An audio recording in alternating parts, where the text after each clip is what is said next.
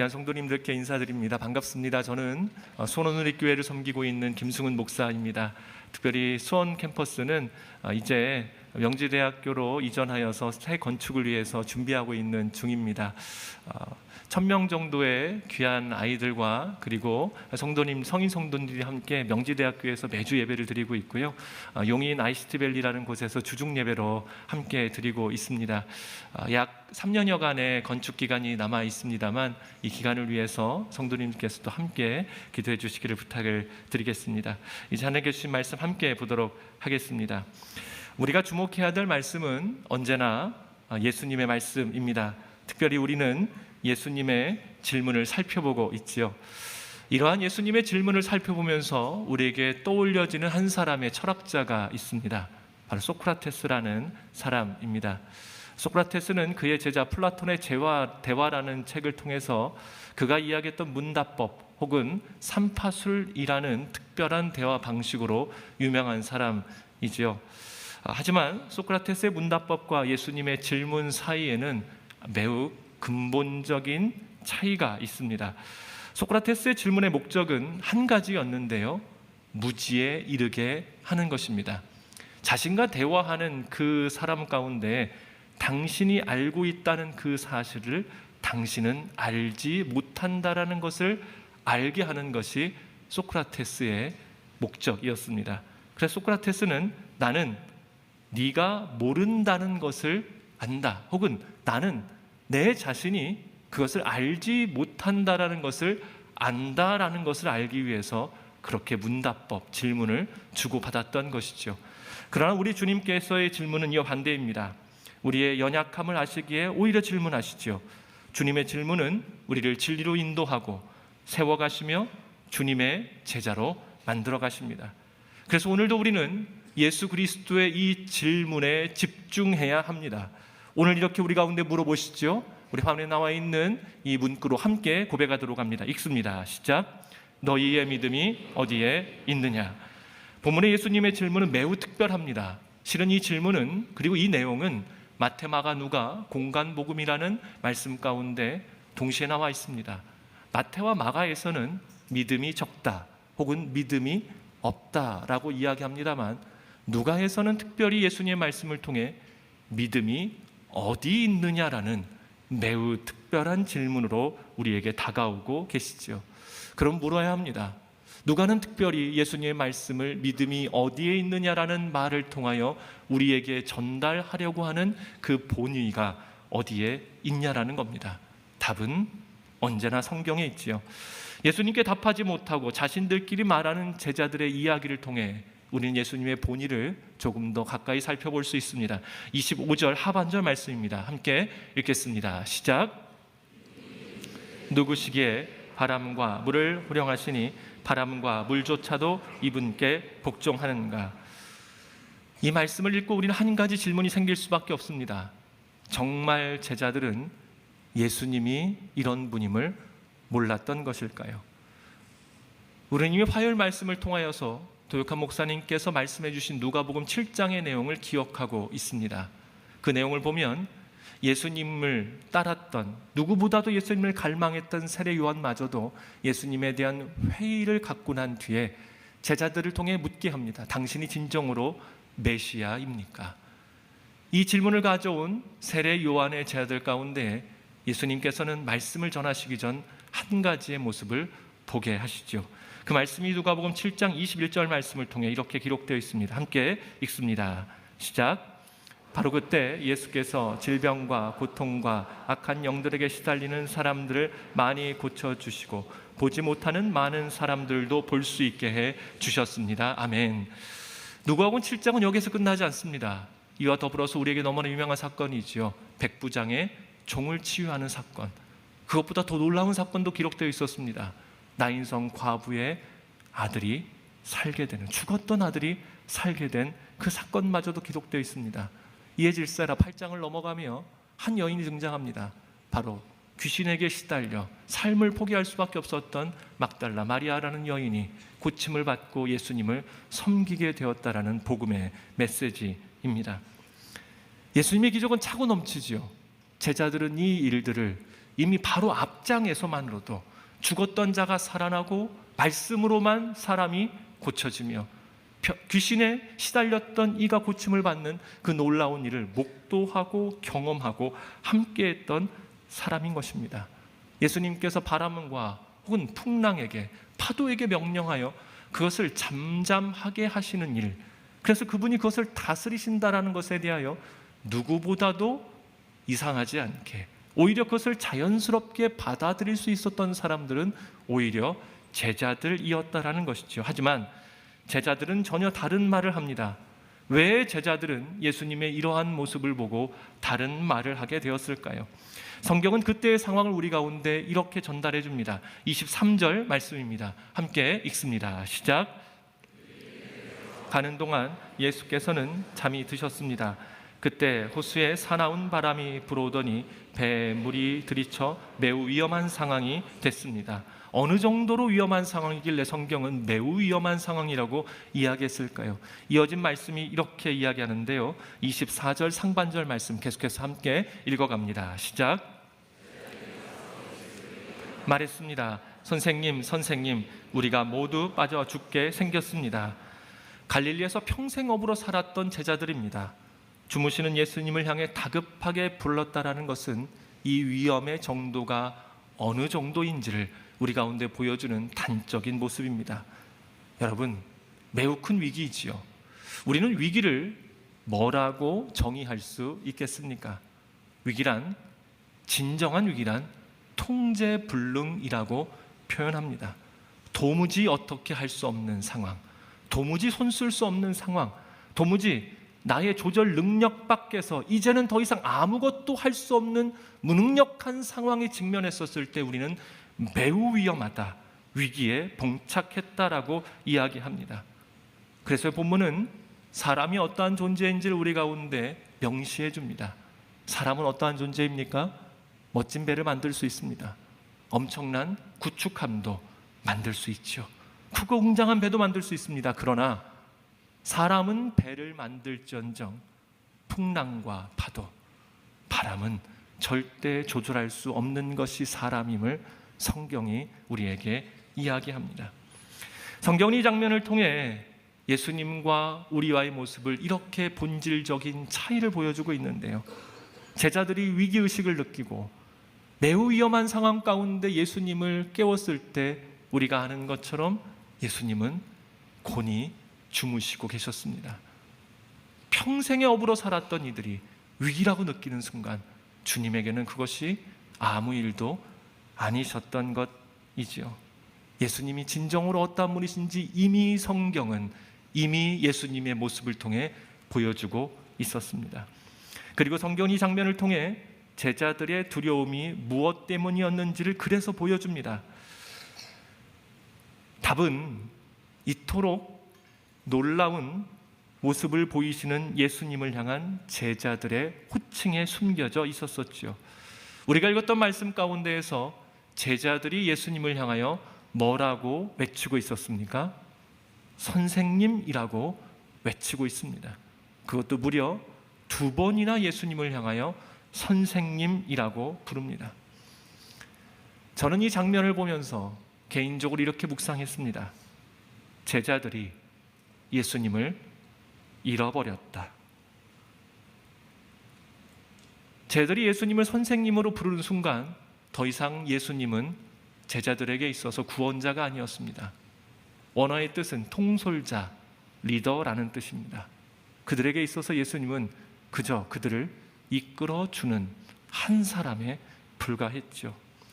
정말 안타까운 것은 베드로가 이미 5장에서 빈 배가 가득 채워지는 놀라운 역사를 보고 주님 앞에 경외함으로 엎드려 이렇게 고백합니다. 주님, 퀴리오스라고 이미 베드로 안에 예수 그리스도를 향한 주라는 고백이 이미 있었던 때였었습니다. 그럼에도 불구하고 제자들은 지금의 상황 가운데 너무나도 평안히 계시는 예수 그리스도를 목도함에도 불구하고 그들 안에 외치는 주님을 향한 고백은 주님이 아닌 선생님, 그저 통솔자에 불과했다라는 것이죠. 사랑하는 여러분, 우리의 인생 가운데 언제 예수님을 잃어버리게 될까요? 오늘 본문이 이야기합니다. 위기의 시간입니다. 건강, 관계, 그래서 인생의 실패, 두려움과 불안함의 시간 가운데 우리는 주님을 잃어버립니다. 이때 주께서 제자들을 향해 그리고 우리를 향하여서 물으시는 질문이 있죠. 너희의 믿음이 어디에 있느냐라고 물으십니다. 예수님의 질문은 그 핵심 가운데 믿음이 없다라는 이야기를 하고 싶으신 것이 아닙니다. 제자들에게 분명히 믿음이 있습니다. 그런데 그 믿음이 있어야 할 자리를 지키지 못하고 다른 곳에 있어 다른 것을 믿게 되었다라는 이야기입니다. 아담이 범죄에 숨었을 때 하나님께서 아담을 향해 물으시죠. 아담아, 네가 어디 있느냐? 여러분, 이 질문의 요지는 무엇입니까? 하나님께서 아담이 사라졌다고 이야기하시는 것입니까? 아니요. 아담이 있어야 할 자리, 아담이 지켜야 할 자리가 아니라 범죄함으로 인하여 하나님 앞으로부터 숨어 있는 아담의 모습을 이야기하고 있는 중입니다. 아담 자체가 사라진 게 아니었었지요. 오늘 우리의 인생이 실제로 그렇습니다. 위기의 순간이 다가올 때 여러분, 우리의 믿음은 어디에 있어야 되는 것입니까? 안타깝지만 우리의 믿음이 위기의 상황, 현실, 문제 앞에 있다라는 것이에요. 무너진 건강, 어려운 삶의 문제들, 그리고 나를 어렵게 하는 그 관계 앞에 내가 그 앞에 있습니다. 그리고 이렇게 이야기합니다. 저 파도가 나를 삼킬 것을 나는 믿고 말았어. 저 사람의 이야기가 나를 무너뜨릴 것 같아. 오늘 저 건강의 문제가 나를 분명히 힘들게 할 거야 라는 그 믿음 앞에 우리는 어느 순간 서 있다라는 것이죠. 그래서 믿음으로만 볼 수 있는 주님이 더 이상 보이지 않습니다. 주님을 잃어버리고 말았습니다. 물론 우리는 이렇게 고백합니다. 주님이 함께 하심을 믿습니다. 주님이 곁에 계심을 압니다. 그런데요, 그 모습이 너무나도 힘든 겁니다. 나는 이렇게 죽을 것 같은데 편히 주무시고 계시는, 옆에 계시는 주님을 보는 것 자체가 나로서는 이해가 안 되고 너무나 어려운 것이죠. 오랜 시간 반복되어지는 해결되지 않는 문제 앞에 주님은 곁에 계시는 것 같지만 그 주님이 너무나 답답하고 힘든 겁니다. 결국 그 시간 우리는 예수 그리스도를 주님이라 부르지 않고 선생님이라고 부르고 있음을 생각해야 한다라는 것이죠. 사랑하는 여러분, 이제 고백하고 묻습니다. 우리의 믿음의 자리는 어디여야 합니까? 언제나 예수 그리스도 그 앞에만 있어야 할 줄로 믿습니다. 환경과 상황이 아니죠. 건강과 관계가 아니라는 것입니다. 감정 앞에 있어야 될 것이 우리의 믿음이 아니라 오직 주 대신, 만왕의 왕 대신 예수 그리스도 앞에 우리의 믿음이 있어 그분은 이 풍파 가운데서도 전혀 요동하지 않고 주무실 수 있는 그 놀라운 하나님이심을 고백할 수 있는 것이 우리의 믿음의 자리여야 한다라는 것입니다. 그래서 우리는 이 말씀을 다시 한번 돌아봐야 합니다. 사랑하는 여러분, 예수님께서 제자들에게 너희의 믿음이 어디 있느냐라고 이야기하셨던 것은 그들의 능력을 이야기하셨던 것일까요? 아닙니다. 만약 제자들의 믿음이 능력치를 요구한 것이라면 주께서는 이렇게 말씀하셨을 겁니다. 너희들 왜 풍랑도 잠잠하게 하지 못하느냐? 주님은 그렇게 물으셨던 게 아니에요. 너희의 믿음이 어디에 있느냐라고 물으십니다. 인생의 시간 가운데 주께서 우리에게 물으시는 것, 위기의 시간 가운데 주께서 우리에게 원하시는 것은 그 문제의 해결 능력이 아니라 우리의 믿음이 과연 어디에 있어 무엇을 의지하여 누구로 인해 살아갈 것인가를 주께서는 여전히 묻고 계시는 것이지요. 풍랑을 보며 두려워하는 것, 어떻게 할 줄 모르는 것, 사람에게 지극히 당연한 모습입니다. 주께서는요, 그 시간 우리에게 태도를, 우리의 삶의 자세를 요청하고 계십니다. 그래서 주께서 물으시는 믿음이란 무엇입니까? 문제 해결의 능력이 아닌 믿음의 대상에 대한 진정한 인정과 인식이라는 것이죠. 우리는 예수님의 질문을 통해 분명히 해야 합니다. 저를 따라 함께 고백해 주십시오. 믿음은 의지의 문제가 아닌 인식의 문제입니다. 우리는 믿습니다를 외치면서 어느 순간 우리의 의지를 더욱더 결연히 하고자 할 때가 있습니다. 위기의 순간 나는 주님을 믿습니다라는 우리 안에 마음을 더욱더 끌어올리려는 생각들이 실제로 있죠. 나쁘지 않습니다. 그러나 여러분, 더욱 중요한 것은 그 주님이 어떠한 분이신지에 대한 우리 안에 인정과 인식이 필요하다라는 겁니다. 제가 다리를 건너게 되었습니다. 그런데 제가 이렇게 외치는 겁니다. 나는 저 다리가 무너지지 않을 것을 믿어. 나는 저 다리를 건널 수 있을 것을 믿어라고 스스로에게 계속 외치고 있는 거예요. 여러분, 이게 의미가 있는 행동입니까? 아니요, 아무런 의미가 없습니다. 그냥 다리가 튼튼하기만 하면 됩니다. 그러면 믿음은 자연스럽게 생기는 것이죠. 그리고 저는 그것을 알기만 하면 되는 것입니다. 믿음이란 오늘 우리의 감정을 극도로 끌어올리는 행위가 아니라 믿음의 대상이 어떠한 존재인지를 진정으로 알 때에 우리의 믿음은 완성되는 것이죠. 오늘 주께서 물으십니다. 너희의 믿음이 어디에 있느냐? 우리 주 예수 그리스도는 만왕의 왕이시오 주님이신 줄로 믿습니다. 그래서 그 말씀을 통하여 우리에게 주시는 특별한 모습이 있습니다. 오늘 성경은요, 예수님께서 바람과 풍랑을 잠잠하게 하셨다라고 이야기하십니다. 꾸짖어 잠잠하게 하셨는데요, 원어를 보면 이러한 표현입니다. 주종관계, 권위 있는 자가 밑에 있는 자에게 명령하여 절대 어기지 못하는 말씀으로 하셨다라는 것이 원어적 해석입니다. 예수님께서 그러한 분이심을 누가복음은 우리에게 분명하게 이야기하고 있는 중이지요. 사랑하는 여러분, 안전의 이유는 사람에게 있지 않습니다. 안전의 이유는 우리의 의지에 있지 않습니다. 과연 그분이 누구이신가에 대한 온전한 고백 가운데 있는 것입니다. 이제 마지막으로 제자들의 탄식과 같은 말을 다시 한번 살펴야 합니다. 제자들은 예수님이 누구시냐는 놀라움 속에서 서로 이야기하고 있었습니다. 이 장면은 분명히 제자들의 연약함을 보여주는 장면이기도 합니다만, 실은 이 장면을 통하여 우리 가운데 주시는 또 한 가지 중요한 메시지가 있습니다. 믿고 고백합니다. 우리 주 예수 그리스도는 아침마다 새롭고 늘 새로우신 분이신 줄로 믿습니다. 사도 바울이 고백하죠. 그의 사랑의 넓이와 깊이와 높이는 측량할 수가 없다. 제자들은 그토록 많은 주님을 보아왔지만 지금도 여전히 놀랍고 새로운 주님을 이 자리, 이 위기, 이 시간을 통하여서 경험하고 있는 중입니다. 오늘 주께서 우리에게 그 놀라운 주님을 보게 하실 줄로 믿습니다. 그런데 그 주님을 언제 경험합니까? 저리로 건너가자라는 그 말씀에 순종할 때요. 나는 거기에 건너가는 이유도, 나는 거기에 건너가야 될 목적도 없지만 주의 말씀을 따라 건너가 오히려 위기의 순간을 경험할 때 우리는 더욱 크고 놀라운 주님을 보게 될 줄로 믿습니다. 말씀을 마무리합니다. 본문의 말씀은 씨 뿌리는 비유 이후에 나오는 말씀입니다. 본문을 통해 어쩌면 누가는 우리에게 이러한 질문을 던지고 있는지도 모르겠습니다. 말씀이 뿌려지는 곳은 어디까지여야 하는가? 사랑하는 여러분, 말씀은 어디까지 뿌려져야 합니까?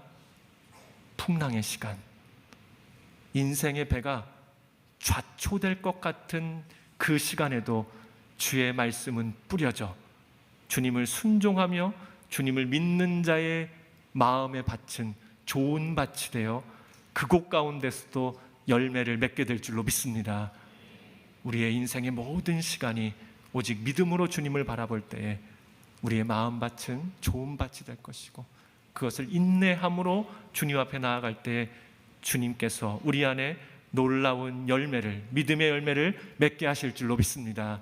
아멘. 우리 이 시간 함께 그 주님을 향하여 찬양하며 나아가도록 합니다.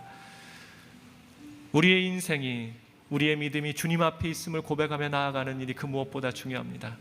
사랑하는 여러분, 이 시간 우리 함께 주님 손에 우리의 삶을 맡겨드립니다. 나의 믿음은 오직 주님께 있습니다라는 이 고백으로 함께 찬양하도록 하겠습니다. 주님 손에 맡겨드리리. 함께 고백합니다. 주님 손에 맡겨드리리.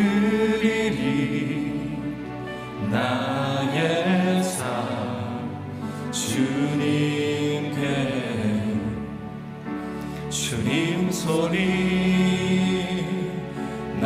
항상 붙드네 나주의 것 영원히. 함께 고백하십시다. 내가 믿는 분, 내가 믿는 분 예수, 내가 속한 분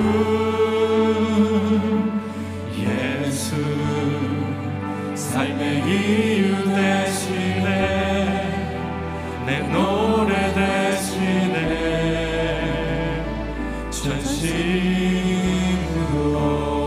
우리 믿음의 주와 함께 걸어가기를 소망하며 찬양합니다. 주와 함께 걸어가리라.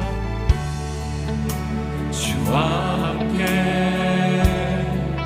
걸어가리라. 모든 길을 주시네 주 뜻 안에 나 살아가리.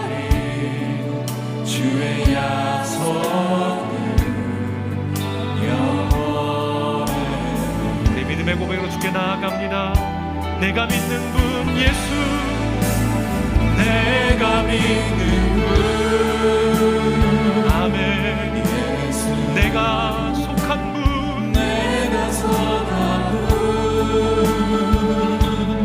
예수, 삶의 이유 되시네 내 노래 우리 전심을 다해 고백합니다. 내가 믿는 분, 내가 믿는 분 예수, 내가 속한 분 예수, 삶의 이유 되시네 내 우리 노래. 다시 한번 고백하며 우리의 믿음의 주께 있음을 고백합니다. 내가 믿는 아멘. 예수, 내가 속한 분, 내가 속한 분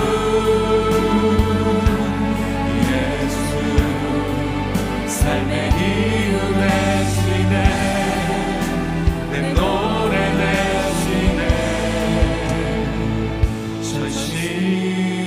전심으로. 우리 시간 함께 기도할 때에 우리의 가슴에 손을 얹고 함께 기도하십시다. 사랑하는 여러분, 오늘도 주께서 우리 가운데 물어보십니다. 너희의 믿음이 어디에 있느냐? 오늘 우리는 환경의 거대함을 믿지 않는 줄로 믿습니다. 우리는 건강의 염려 가운데 우리의 마음을 쏟지 않는 줄로 믿습니다. 우리는 관계의 아픔 가운데 우리의 감정을 내놓지 않을 줄로 믿습니다. 오직 주님만을 바라봅니다. 믿음의 주여 온전케 하신 주님을 바라보길 원하오니 성령이여 우리의 눈을 뜨게 하여 주시옵소서. 성령님 우리의 심령을 주장하여 주옵소서. 우리의 심령 가운데 오직 주여 임하셔서 우리의 믿음이 주님 앞에 서게 하여 주시옵소서. 우리 주여 망한 자리 외치며 기도하며 나아갑니다. 주여, 오 주님, 주님 위에 다른 곳에 나가 있었던 우리의 모든 연약함들을 이제 주께 내어드립니다. 우리의 중심이, 우리의 마음이, 우리의 심령이 주님 향하기를 간절히 원합니다. 성령이여 우리의 마음을 주장하여 주옵소서. 이 시간 고백하며 나아가는 하나님의 사람들 가운데 은혜를 더하여 주시사 관계와 감정과 상황과 환경과 건강과 사업과 자녀와 나의 모든 모습들 가운데 매여있던 우리의 믿음의 자리들을 이제 주님 앞으로 옮겨놓습니다. 성령님 우리를 붙잡아 주옵소서. 성령이여 우리를 인도하여 주시옵소서. 오직 주님을 바라보며 주님께 나아가며 주님으로 인하여 충만하여 주며 주님만을 믿으며 나의 주님이 만왕의 왕이시오 모든 만물을 다스리시는 주님의 주이심을 고백하는 우리 안에 진정한 고백이 있기를 소원합니다. 성령님 붙들어 주옵소서. 오 주여 역사하여 주옵소서. 주님 이 시간 고백하며 나아가는 모든 이들마다 진실로 성령의 역사하심을 통하여 우리의 마음의 자리가, 우리의 믿음의 자리가 오직 주님 앞에 있기를 원합니다. 위기의 순간, 주님 오랜 시간 동안 풀려지지 않아 이 인생의 문제가, 삶의 불안함이 나를 옥죄어올 때 이제 내가 주님께 나의 발걸음을 옮겨갑니다. 이제 내가 주님을 향하여 나아갑니다. 주님, 너희의 믿음이 어디에 있느냐라고 말씀하시는 그 주님의 놀라운 부르심 앞에, 주여 이제 내가 주께 나아갑니다. 주님, 나의 믿음을 가지고 주님을 바라봅니다. 내가 오직 주님만을 믿으며 나아갑니다. 나의 믿음이 주님께 있음을 고백합니다. 오직 나는 주님만을 믿습니다. 예수 그리스도가 주 되심을, 주님이 만왕의 왕 되심을, 그분이 창조주이심을, 그분이 만물을 다스리심을, 주님이 나를 사랑하심을, 주께서 모든 것을 이루심을 바라보며 나아갑니다. 성령이여 우리를 주장하여 주옵소서. 우리의 믿음이 온전히 주께 나아가게 하여 주시옵소서. 우리 주님은 아침마다 새롭고 늘 새로우신 주님이신 줄로 믿습니다. 사랑하는 여러분, 주님의 부르심의 음성에 이제 우리 더 이상 지체하지 마십시다. 그 길 중간에 폭풍우가 오고 풍랑이 임하였을지라도 우리는 그 시간을 통하여 우리가 알지 못하였던 위대하신 주님을 만나게 될 줄로 믿습니다. 주님, 우리에게 믿음을 더하여 주옵소서. 순종함으로 나아가게 하여 주옵소서. 그 주님을 알게 하여 주옵소서. 우리를 주님으로 인하여 충만케 하여 주시옵소서. 우리 시간 주여 간절히 외치며 기도하며 나아갑니다. 주여, 주여, 주여. 오 주님, 우리가 그 주님 만나기를 원합니다. 주님을 더욱 따라가기를 원합니다. 주님으로 인하여 충만케 되어지기를 간절히 소망합니다. 성령이여 우리를 붙잡아 주옵소서. 주님, 이 시간 고백하며 나아가는 이들마다 순종함과 믿음의 고백을 통하여 주님을 알아가는 놀라운 은혜를 더하여 주시옵소서.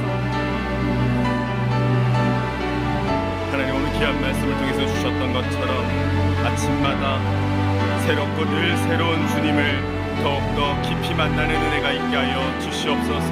우리의 찬양 가운데 임하여 주시고, 말씀 가운데 임하여 주시고, 큐티할 때도 임하여 주시고, 성경을 통독할 때도 임하여 주셔서 우리의 믿음의 주가 온전한 예수 그리스도이심을 깨달아가는 역사가 날마다 순간순간마다 일어나게 하여 주시옵소서. 우리가 주님을 더욱더 깊이 알기를 소망합니다. 인격적으로 주님을 만나기를 소망합니다.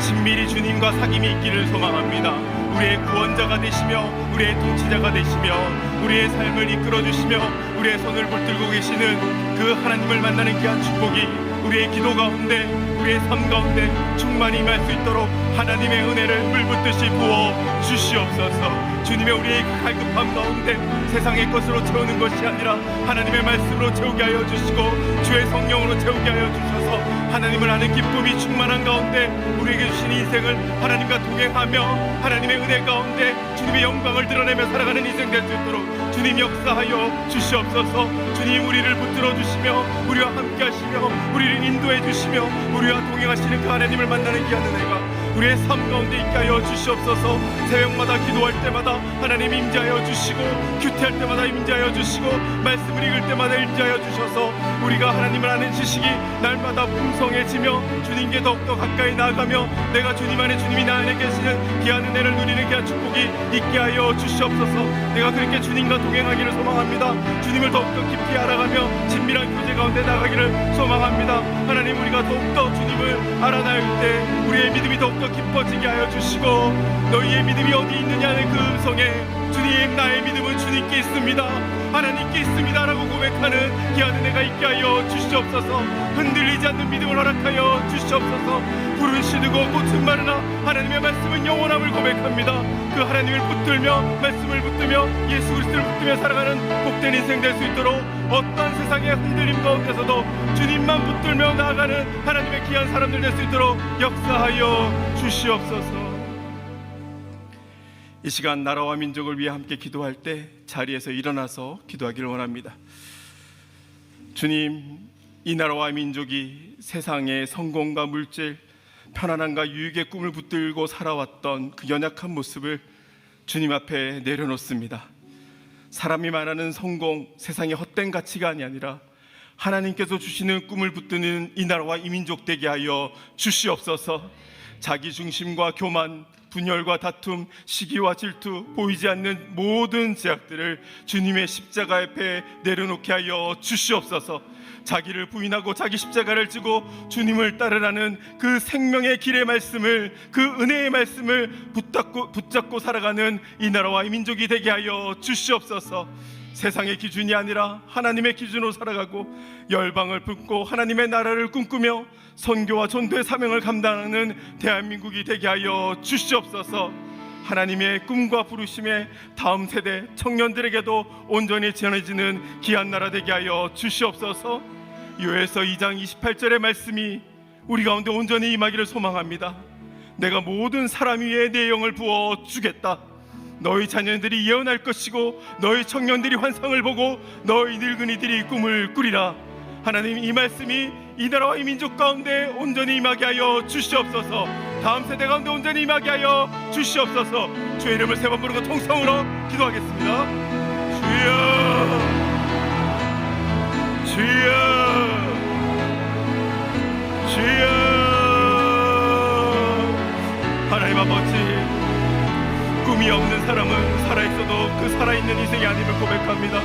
잘못된 꿈을 꾸는 사람도 얼마나 부족하고 얼마나 제약 가운데 있음을, 또 얼마나 안타까운 가운데 있음을 너무나도 잘 알고 있습니다. 하나님, 꿈이 없는 민족도, 하나님 사명을 잃은 민족도 불쌍하고 너무나도 안타까운 민족임을 고백합니다. 주님, 이 나라와 이 민족이, 이 세대가 지금 무엇을 꿈꾸며 살아가고 있는지 우리 자신을 한번 돌아보게 됩니다. 주님, 이 나라와 이 민족이 세상의 성공과 물질과 잘나감과 편안함과 유행과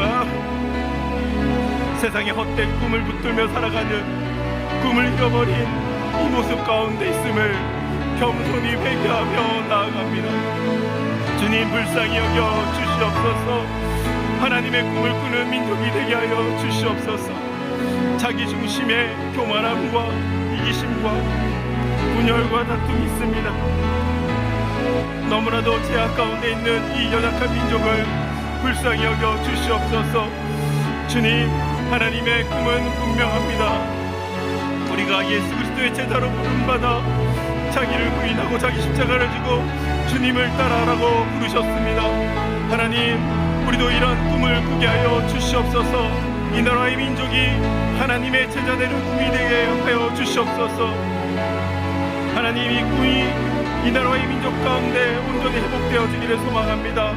단순히 잘 먹고 잘 사는 것으로 세상의 성공을 꿈꾸는 나라가 되지 않게 하여 주시고, 하나님께 주셨던 그 은혜를, 그 복음을, 생명을 전하는 대한민국이 되게 하여 주시옵소서.